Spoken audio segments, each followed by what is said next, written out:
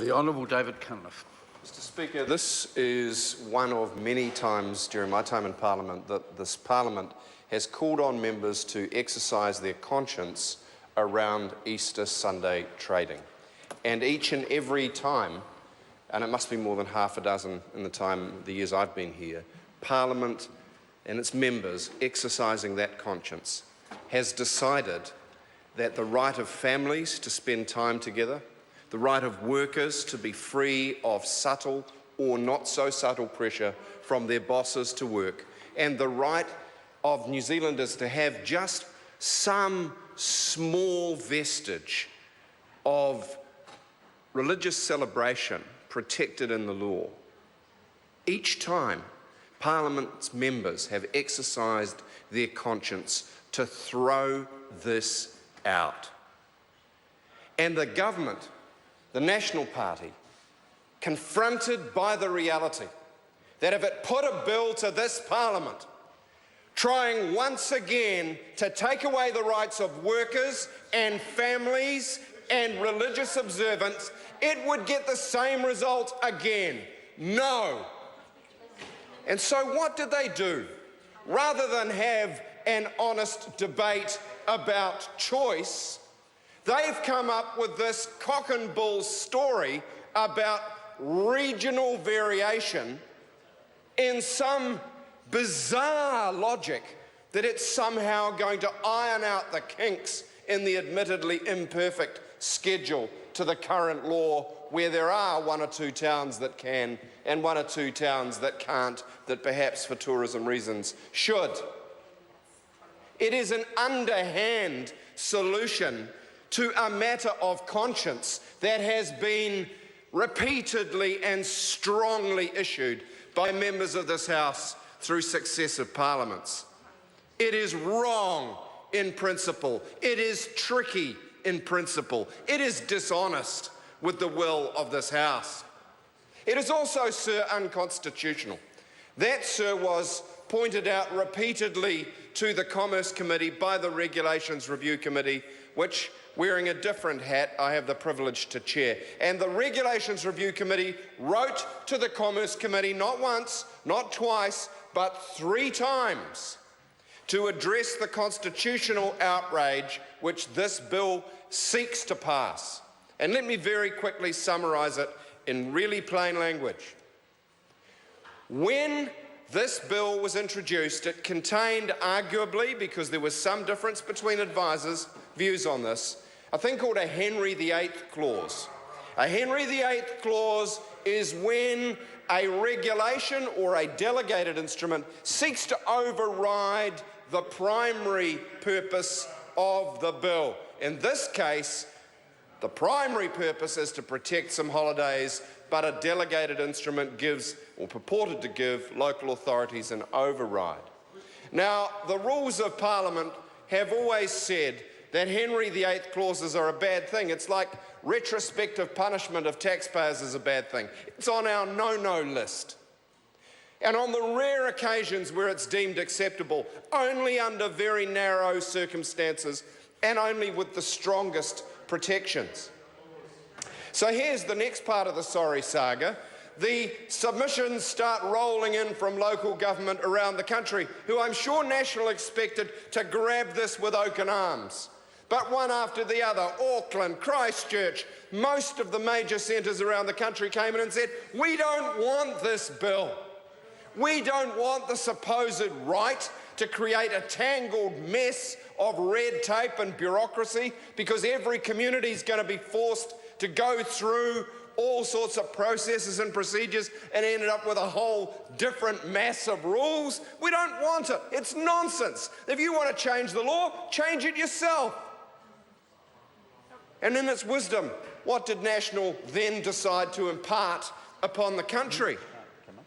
Oh, well, we'll do away with the bylaw making processes in the bill and just make it a policy matter, virtually a tick box, thereby aggravating the very constitutional outrage that they were supposed to be attenuating. Worse, they thought they would add insult to injury by stripping out the Bill of Rights protections. So there's no Bora vet, as it's called, a check done by the Ministry of Justice or Crown Law to check that the Bill of Rights is complied with. No, that gets sacrificed on the altar of mammon as well as the rest of it, as well as family time and religious observance and union rights and everything else. Because this is a government that's lost its moral compass, that's lost its values, that knows the cost of everything and the value of nothing. I call this the Brexit bill of Easter trading, because if our territorial authorities were like the Eurozone, this encourages people to do a little bolt for the sidelines.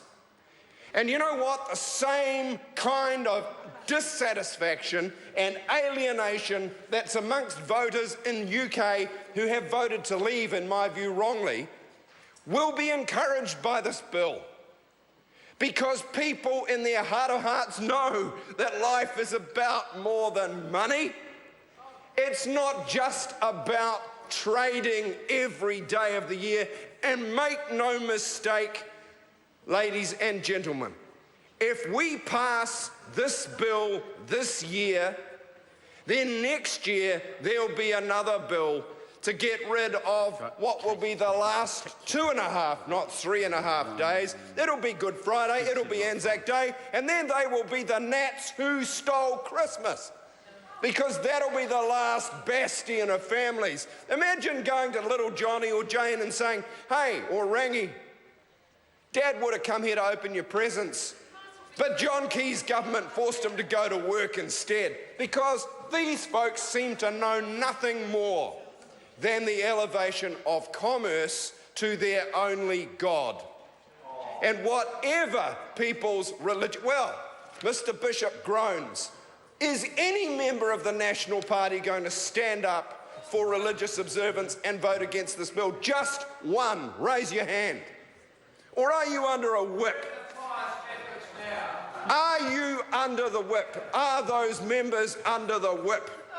Because that would be yet another outrage. This workaround bill seeks to trash one of our few family protections, and in doing so also removes the conscience vote as well as the constitutional protections against a Henry VIII clause. It is hard, sir, to comprehend a more underhand, sleazy, backdoor approach to liberalising Easter trading in the name of the great god Mammon. And members over there are wriggling in their seats with discomfort because they know that they are wrong, and members on this side of the aisle, sir, are right on a matter of deep conviction. Mr. Speaker, let me sum up. This bill undermines workers' rights. There is no way that it cannot. There is no way that if you pass a law that says in theory you have the right to object to go to work and your employer won't mind, that that will be borne out in the real world. This bill removes one of only 3.5 days per year of protected holidays that New Zealanders have left. It is part of a slippery slope of the rundown of the secularisation of our society and the worship of commercialism above all else. And that's why this is a line in the sand worth fighting for as a matter of principle. Fourthly, sir, this is a constitutional outrage, bad in conception, made worse by the amendments which the Commerce Committee rejected, could not find a majority for, and so sent back to the House unamended. And here's the prediction, sir, wrapping up, that the Minister will introduce a supplementary order paper to do in the House, using the vote of the National Whip, what the Select Committee would not vote for and which members of the House as a whole do not want. And that will be the icing on the cake of a process, sir, which is the antithesis of principled, which is wrong in object, mistaken in execution, and actually insulting to the highest ideals of New Zealanders. I, sir, will exercise my conscience to vote strongly against this bill. Alfred Narrow. Mr. Speaker, thank you. I rise to take a call on the Shop Trading Hours Amendment Bill.